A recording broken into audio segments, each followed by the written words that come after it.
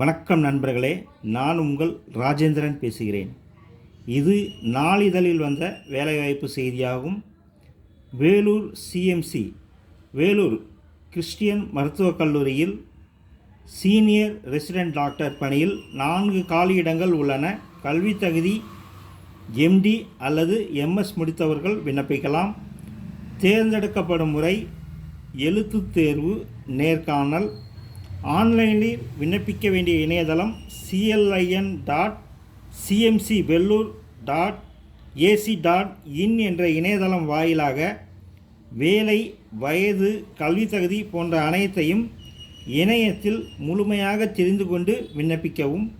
விண்ணப்பிக்க இறுதி நாள் 29/6/2024.